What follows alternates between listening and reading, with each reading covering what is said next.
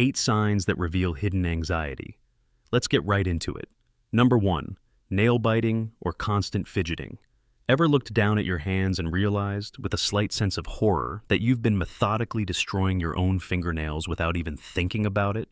This isn't just a bad habit, it's a classic clue that your mind is wrestling with something in the background. Think of your conscious mind as the calm captain of a ship, assuring everyone that the waters are fine.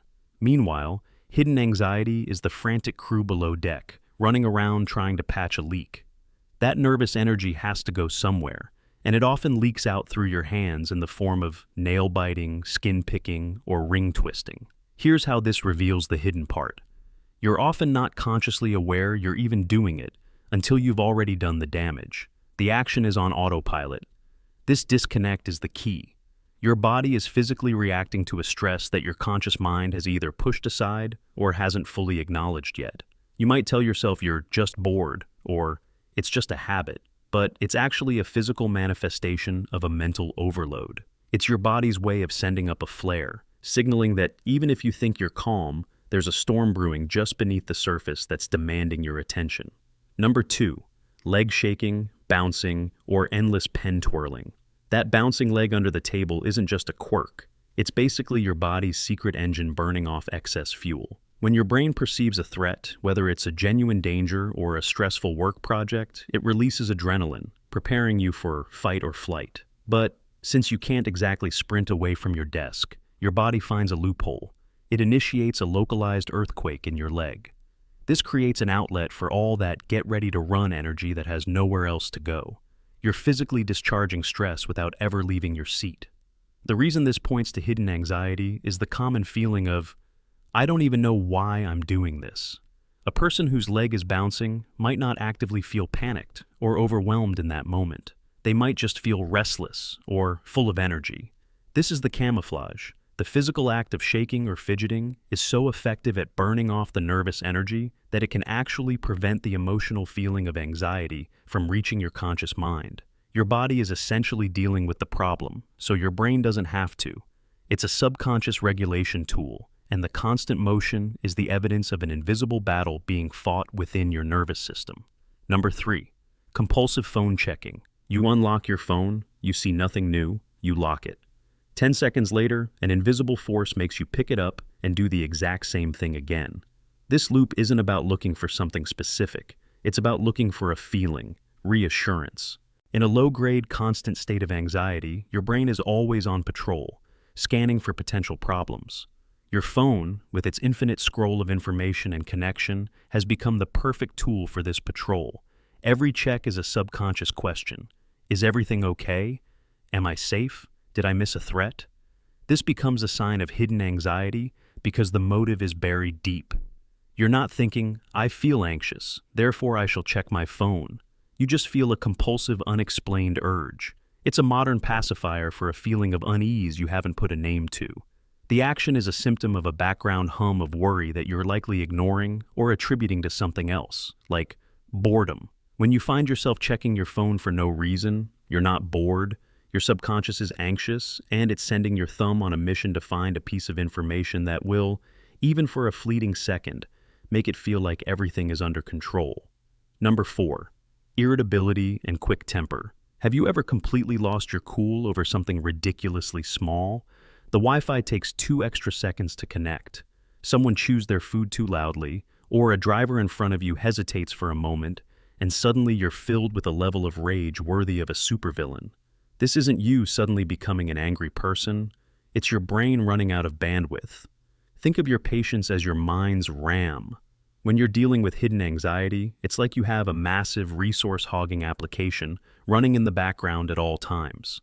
This program is constantly scanning for threats, running worst-case scenarios, and trying to keep you afloat. Here's how it masks the anxiety. This constant mental work drains your emotional battery, leaving almost no processing power for anything else. So, when a small, everyday annoyance pops up, your system overloads. The resulting anger or irritation feels, in the moment, completely justified. You genuinely believe the source of your rage is the misplaced keys or the slow toaster. But the truth is, these small things are just the final straw. Your irritation is a secondary emotion, a loud and fiery mask for the quiet, exhausting feeling of being completely overwhelmed. The anger is a symptom of a system that's been pushed to its absolute limit via an invisible weight. Number 5. Avoiding social interactions. You get an invitation to a party. For a moment, you feel excited, but as the day gets closer, a sense of dread starts to creep in. Suddenly, you feel tired, drained, and the idea of making small talk feels like climbing a mountain. So you text, "So sorry, not feeling well," and the moment you hit send, a wave of profound relief washes over you. This isn't you being flaky or antisocial. It's an act of self-preservation. Socializing, even when it's fun, requires a ton of mental and emotional energy. You have to listen, process, respond, and manage your own presence. This points directly to hidden anxiety because you might not even feel anxious about the event itself. You just feel an overwhelming sense of, "I can't." Your internal energy reserves are already being siphoned off by that background anxiety program we talked about. There's simply not enough fuel left in the tank for a social outing. So, your brain, in an effort to protect its last remaining resources, makes you want to cancel. You might mistake it for introversion or simple tiredness, but the real reason is that your nervous system perceives the social event not as a fun activity, but as a major threat to your already depleted energy stores. The relief you feel from canceling is the relief of your system no longer having to face that perceived threat. Number 6. Over-preparing for everything. Are you the person who packs 3 phone chargers, a portable battery bank, 2 kinds of painkillers, snacks, and an umbrella for a simple 2-hour trip to the mall? You're not just organized, you're actively trying to outsmart your anxiety. Anxiety hates uncertainty. It thrives on what-if scenarios. What if my phone dies? What if I get a headache? What if it rains? Over-preparing is a strategy to silence those voices. By anticipating every possible negative outcome and creating a solution for it in advance, you create an illusion of control. You're building a fortress of preparedness against the chaos of the unknown. The anxiety here is hidden in plain sight, disguised as a positive trait. People will praise you for being so responsible and thoughtful. You might even pride yourself on being the planner of your friend group. But the motivation isn't a simple love for logistics.